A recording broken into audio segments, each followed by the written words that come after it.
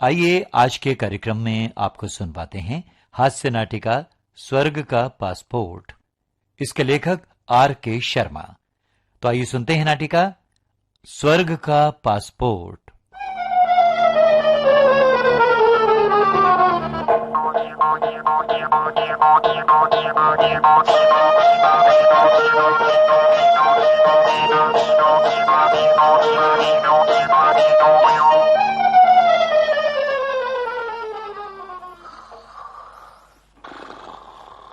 लाला जी, लाला जी, लाला जी, मुझे पुकारा? नहीं, तुम चुप बैठे रहो। तुम्हारी बात हम सुन चुके हैं, फैसले का इंतजार करो। हे भगवान, सूरत का पासपोर्ट दिलवा दो तो 5.25 रुपए का प्रसाद बांटूंगा। लाला जी, लाला जी, मत बुलाओ मुझे, अब मैं पृथ्वी पर वापस नहीं आऊंगा। सुनता ही नहीं। लाला जी, स्वर्ग तो सचमुच स्वर्ग है। लाला जी, श्रीमान जी, मुझ पर दया कीजिए, मैंने बहुत नरक भोगा है, अब तो मेरी विनती सुन लीजिए, मुझे स्वर्ग का पासपोर्ट दे दीजिए। लाला जी, कौन कौन क्या है? क्या बात है लाला जी, आज तो दिन दहाड़े सो रहे थे। आओ बाबूजी, आज तो बहुत दिनों के बाद आए हो। लाला जी, वो स्वर्ग के पासपोर्ट की क्या बात हो रही थी? बाबूजी, सपना देख रहा था। कहिए, आपको क्या चाहिए? 5 पैसे की इमली दे देना लाला जी। हाथ तेरे की। बाबूजी, आपने तो 5 पैसे के लिए मुझे सुलभ से ही बुला लिया, सारा मजाक किरकिरा कर। तुम लाला क्या स्वर्ग में जाओगे? रात दिन कम तोलते हो, ज्यादा दाम लगाते हो और छोड़ो ये बहस, मैं तो बड़ा मजेदार सपना देख रहा था।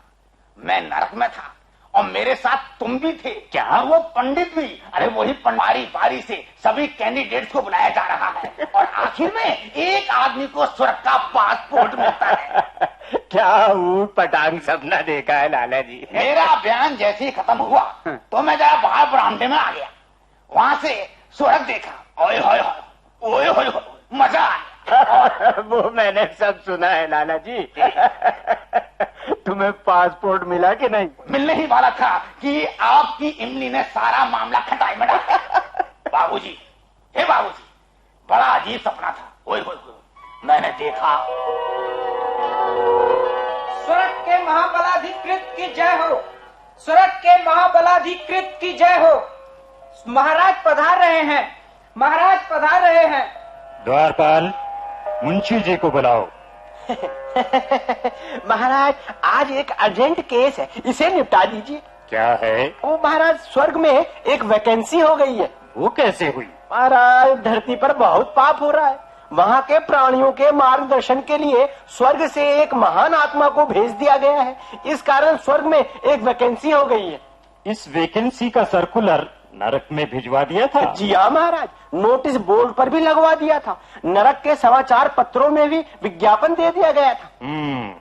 फिर तो बहुत प्रार्थना पत्र आए होंगे। आपके आदेशानुसार आरंभिक सिलेक्शन कमेटी बना दी गई थी और इस कमेटी बुलाता हूँ। सेवक, क्या क्या है महाराज? कलम सिंह वल्द फाइल राम को बुलाओ। कलम सिंह वल्द फाइल राम हाजिर है। जी हाँ, हाजिर है। इधर खड़े हो जाओ। जी। तुम्हारा नाम? जी, कलम सिंह वल्द फाइल राम। तुमने जीवन भर क्या किया? कलम घिसता रहा। क्या मतलब? जी, जो पूछा जाए उसका ठीक ठीक जवाब दो। जी, मेरा मतलब है श्रीमान कि मैं क्लर्की करता रहा। तुम स्वर्ग जाना चाहते हो? स्वर्ग में कौन नहीं जाना चाहता महाराज। तुम स्वर्ग में क्यों जाना चाहते हो? सच बात तो ये है श्रीमान कि मैंने सुना है स्वर्ग में ओवर टाइम ज्यादा लगता है और वहाँ ओवर टाइम का रेट भी ज्यादा है। मालूम होता है कि तुम्हें ओवर टाइम में ही काम करने की आदत है। मैं तो महाराज ओवर टाइम में ही काम करता हूँ, दफ्तर के टाइम में तो हमें सब मालूम है। सुना है स्वर्ग में महंगाई भत्ता भी दुगना है महाराज। हमने गलत सुना है जी। स्वर्ग में ना महंगाई है और ना भत्ता। जी, मैं एक बात और अर्ज करना चाहता हूँ महाराज, सीनियोरिटी के हिसाब से भी मुझे अब स्वर्ग मिलना ही चाहिए। क्या मतलब? जी, मैं सबसे सीनियर मोस्ट हूँ महाराज। ये कैसे कह सकते हो कि तुम सबसे सीनियर हो? जी, अगर सीनियरिटी नरक की डेट ऑफ ज्वाइनिंग से ली जाए तो मैं सबसे सीनियर हूँ महाराज। हम सीनियरिटी पृथ्वी पर जन्म की तारीख से लेते हैं, समझे? जहाँ तक मुझे मालूम है महाराज, मेरी कॉन्फिडेंशियल रिपोर्ट भी बहुत अच्छी है। वो हम देख लेंगे। जी। मुंशी जी। जी महाराज। इन्हें नर्क क्यों भेजा गया? इनकी फाइल दिखाओ। जी, इसे नरक इसलिए भेजा गया था महाराज कि ये लंच 2 घंटे का मनाता था। जी। दफ्तर के वक्त में गप्पे मारता रहता था। जी। काम सिर्फ ओवर टाइम में ही करता था महाराज। ये गलत है महाराज। मालूम होता है मेरे किसी दुश्मन ने गलत रिपोर्ट दी है। यहाँ सब सच सच लिखा जाता है। जी महाराज, मैं अकाउंट्स का काम भी जानता हूँ। अगर मुझे स्वर्ग भेज दें तो मैं स्वर्ग के अकाउंट्स डिपार्टमेंट में भी काम कर सकता हूँ महाराज। तुम जा सकते हो। जी। इसका फैसला कल नोटिस बोर्ड पर लगा दिया जाएगा। जी महाराज। दूसरे उम्मीदवार को बुलाओ। जी सेवक। जी महाराज। लाला परचून दास वल्द थोक राम को बुलाओ। लाला परचून दास वल्द थोक राम हाजिर है।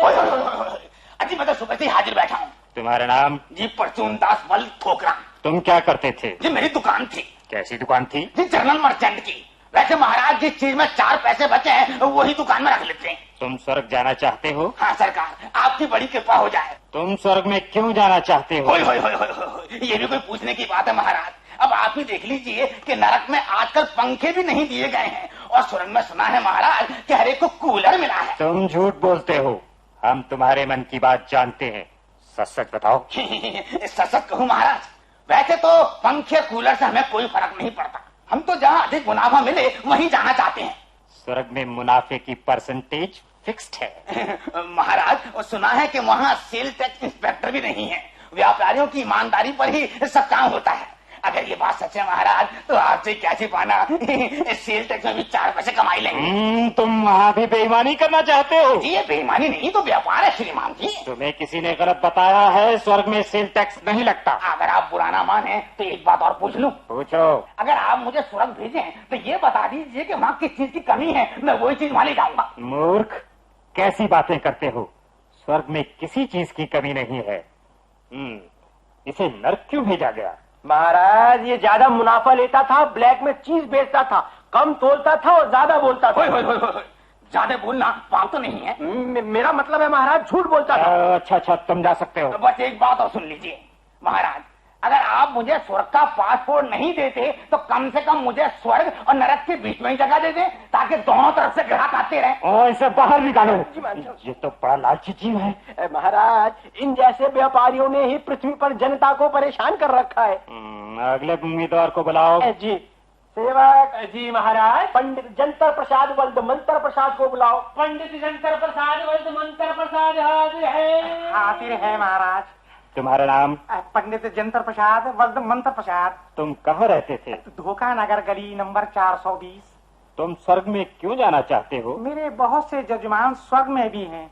अगर मैं स्वर्ग गया तो कृपा निधान मुझे उनकी सेवा करने का अवसर प्राप्त हो जाएगा। तुमने कभी कोई पुण्य काम किया है? मैंने कभी झूठ नहीं बोला। तुम झूठ बोल रहे हो कि तुमने कभी झूठ नहीं बोला। क्षमा करना, मैं तो भूल ही गया था कि आप सब जानते हैं। तुम हमसे झूठ नहीं बोल सकते। साफ साफ कहो, तुम स्वर्ग में क्यों जाना चाहते हो? आप तो जानते ही हैं, नरक में सब पापी और अपराधी लोग हैं। इन लोगों की धर्म में कोई आस्था नहीं, ना कोई मंदिर में आता है, ना कोई भगवान का नाम लेता है। स्वर्ग में तो धर्मात्मा लोगों का वास है। वो नित्य हवन करते हैं, भजन कीर्तन करते और करवाते हैं। स्वर्ग में अपनी पंडिताई खूब चलेगी महाराज। नरक में तो भूखों मरने की नौबत आ गई। क्या तुम्हें संस्कृत का ज्ञान है? क्या तुम मंत्रों का अर्थ समझते हो? मुझे संस्कृत का उचित ज्ञान है, परंतु यदि मैं नरक में थोड़े समय और रहा तो मंत्रों का अर्थ का मैं मंत्री भूल जाऊंगा।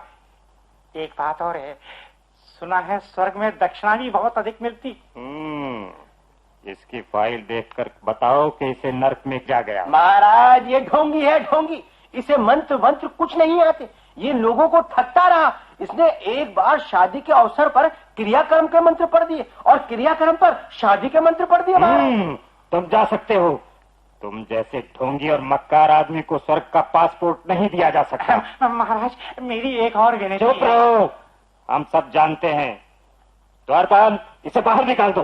जी महाराज। महाराज, ऐसे ही कुछ आडंबरी और धूर्त लोग धर्म की आड़ में लोगों को ठगते हैं। ठीक है, इसे नर्क में ही रहने दो। जी अगला उम्मीदवार बुलाओ। जी। सेवक। जी महाराज। जलेबी चंद वल्द इमरती लाल को बुलाओ। जलेबी चंद वल्द इमरती लाल हाजिर है। हाजिर है महाराज। तुम्हारा नाम? जलेबी चंद। पिता का नाम? इमरती लाल। तुम कहाँ रहते गली थे? पीठे वाली, रसगुल्लापुर, जिला गुलाब जामुन। तुम स्वर्ग क्यों जाना चाहते हो? मैंने सारी उम्र असली घी की मिठाई बनाई है महाराज। नरक में असली घी की मिठाई का कोई ग्राहक ही नहीं। यहाँ तो सब सस्ता माल मांगते हैं, नरक में तो सब टटपूंजी है महाराज, टटपूंजी। 4 रुपए किलो वाली जलेबी मांगते हैं। तुम सस्ती मिठाई क्यों नहीं बनाते? महाराज, इस जमाने में बिना मिलावट के सस्ती मिठाई नहीं बन सकती। मैंने उम्र भर खाने की चीजों में मिलावट नहीं की महाराज। मैंने खोए में मैदा, मैदे में आटा, आटे में कंकड़ और रबड़ी में प्लॉटिंग पेपर कभी नहीं डाले महाराज। मैंने कभी कम भी नहीं तोला। मैंने कभी बेईमानी नहीं की महाराज। अगर ये सच है तो तुम्हें नरक में क्यों भेजा गया? मुझे नहीं मालूम महाराज। हे न्यायमूर्ति, मैं आपसे न्याय मांगता हूँ। मुंशी जी, जी आप बताइए, इसे नरक क्यों दिया गया? महाराज, इसने अपनी पत्नी का खून किया है। ये गलत है महाराज, ये गलत है, ये सरासर झूठ है। मैंने कोई खून नहीं किया। ये सच है कि तुमने तलवार नहीं उठाई, बंदूक नहीं दागी, और ना ही तुमने उसे मारा पीटा। लेकिन ये सच है कि तुम्हारी पत्नी की मृत्यु तुम्हारी कारण हुई। मेरे कारण? इसकी पत्नी कहाँ है? वो स्वर्ग में है महाराज। उसने अपना पतिव्रता धर्म निभाया। उसने इसकी बहुत सेवा की और इसके 9 बच्चों को पाला। महाराज, मैंने भी उसकी देखभाल में कोई कसर नहीं छोड़ी। महाराज, मैं उसे प्यार करता था, उसे जी जान से चाहता था। महाराज, तुम स्वार्थी हो। तुमने उसे एक मशीन की तरह इस्तेमाल किया, 9 बच्चों को जन्म दिया। इससे तुम्हारी पत्नी की सेहत खराब होती गई और वो 9 बच्चों को जन्म देने के बाद मर गई। तुमने तो बहुत बड़ा अपराध किया है।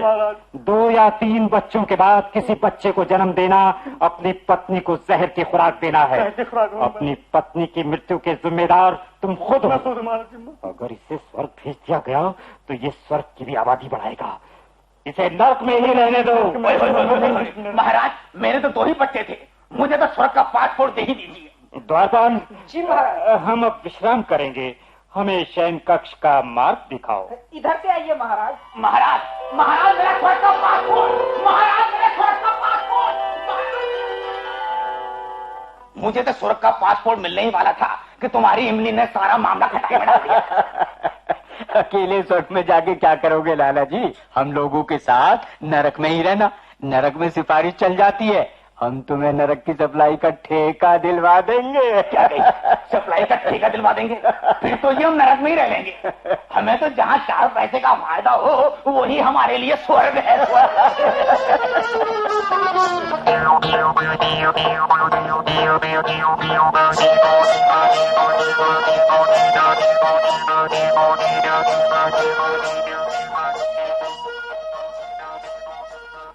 तो दोस्तों, ये थी R.K. शर्मा की लिखी हास्य नाटिका स्वर्ग का पासपोर्ट।